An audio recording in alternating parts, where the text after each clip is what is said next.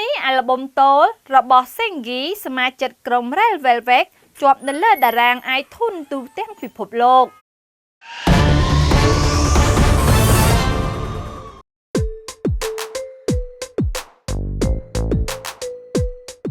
កាលពីថ្ងៃទី10ខែមីនាកន្លងទៅ Sulgi សមាជិកក្រុម Red Velvet បានវិលត្រឡប់មកកាន់វិស័យតន្ត្រីម្ដងទៀតជាមួយ mini អាល់ប៊ុមតូលដែលមានឈ្មោះថា Accidental on Purpose យ៉ាងណាមិញក្រោយពេលបានដាក់លក់រួចមក mini អាល់ប៊ុមនេះបានជាប់នៅលើតារាង iTunes ដែលបានស្ថិតនៅលើលេខរៀងទី2និងលេខ4នៅលើតារាងអាល់ប៊ុម iTunes ទូទាំងពិភពលោកនិងអឺរ៉ុប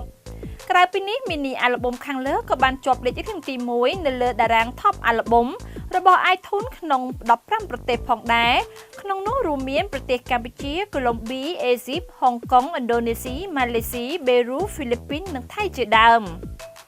គួរឲ្យដឹងបន្ថែមថា mini អាល់ប៊ុម Accidental on Purpose គឺជា mini អាល់ប៊ុមតូលឈុតទី2បន្ទាប់ពី mini អាល់ប៊ុមដំបូងដែលបានចេញកាលពីអន្លង់ឆ្នាំ2022ដែលមានឈ្មោះថា 28 Reasons ដោយឡែកនៅក្នុង mini អាល់ប៊ុម Accidental on Purpose ដែលបានចេញនេះមានបទចម្រៀងសរុបទាំងអស់6បទរួមមាន Baby Not Baby Better Day Rolling with My Home Whatever Playing និង Witness